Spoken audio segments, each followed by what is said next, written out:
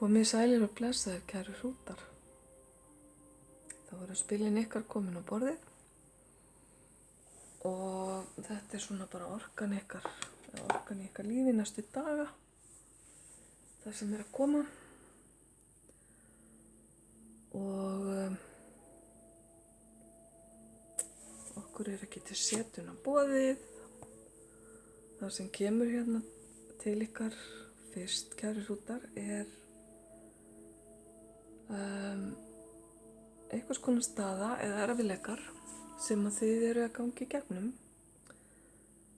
þar sem að þið þurfið að muna að þið eigið ekki sök á. Það sem er í gangi er ekki persónulegt gagnvart ykkur. Þið megið ekki átómatískt kenna sjálfum ykkur bara bera ábyrgð á ykkar þætti og líka að sleppa því sem að þið geti ekki breytt. Ákveða æðruleysi í þessu spili, en það er bara oft þannig að fólk varpar sínum sársauka og sínum áhyggjum yfir á aðra til að losna undan því og sýnir okkur þeirra innri mann og hefur ekkert með okkur að gera í raun og veru.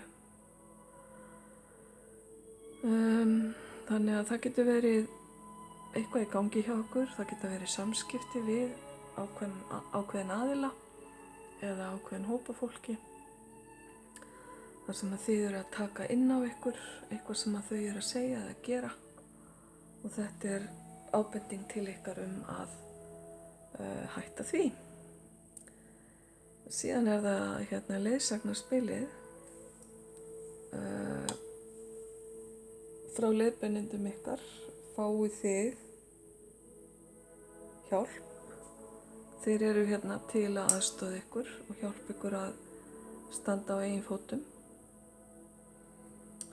Þið þurfum að fara að líta sjálfa ykkur í ákveðum augum og fjarlægja allar hugsanir sem eru að hindra ykkur, standa í vegi fyrir ykkur og vera opnir fyrir þeirra aðstoð. Kæru hrútar. Það getur verið gott að stunda hugleiðslu og biðja tákn eða biðja leiðsögn. Þannig styrkið þið tenginguna við ykkar leiðbeinendur eða engla eða hjálpendur, hvað sem þið kallið þá. Þetta co-creation þýðir í raun og veru bara samvinna eða samsköpun. Bendir bara til þess að ykkar líf er samvinna ykkar og almættisins. Þið hjálpist að við að gera líf þitt að því sem það er í dag. Það er að segja að svo miklu leyti sem að þið viljið þiggja þeirra leiðsögn og hjálp. Það er undir ykkur sjálfum komið. Kæru hrútar, svo er það bara að taka á móti framtíðinni. Stíga inn í framtíðina með opið hjarta. Losa sig undan byrðum, tilfinningarlegum særindum eða því sem að aðrir bera ábyrgð á. Losa sig við það. Fara bara léttklæddur, létt stígur inn í framtíðina með opið hjarta, fyrst og fremst.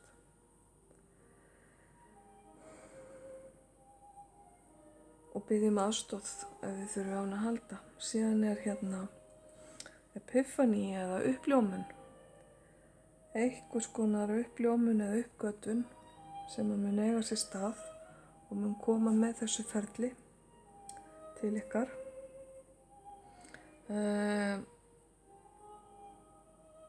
Og þið munu sjá hlutina skýrar en áður. Ykkur er óhætt að biðja það, leitast eftir því, og hér er mjög mikið af fuglum, fjöðrum, fiðrildum, allt svona tákn léttleika, endurfæðingu og frelsi.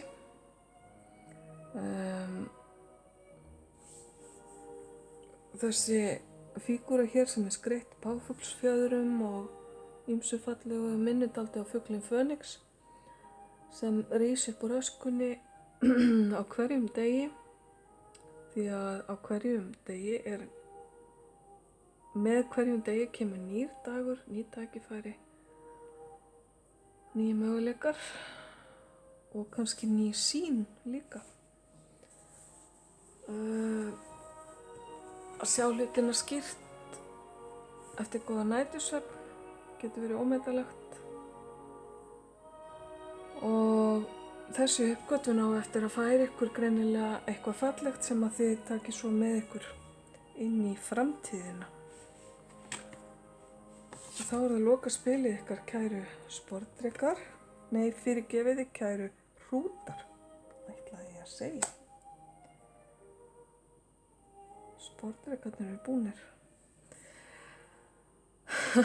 Já, kæru hrútar, nú ef til vill einhverjir ykkur að fara að gifta sig. Þetta spilið marriage eða gifting. Blómálfarnir eru með ykkur í því að halda upp á giftingu eða einhvers konar skuldbindingu. Hér bara fallegt par að játast hvort öðru.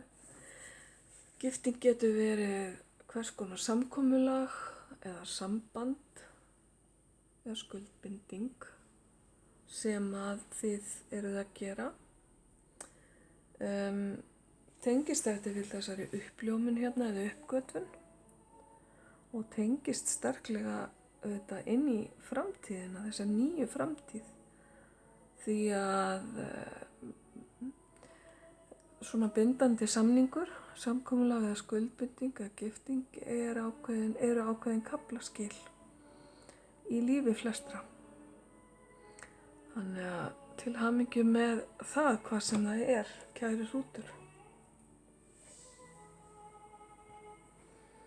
Ok, þetta var svona bara stutt og laggott. Ég vona að þið hafi fundið eitthvað sannleikskorn í þessum lestri eða allavega haft gaman á honum og ég óska ykkur allsins besta. Ljós og kærleikur.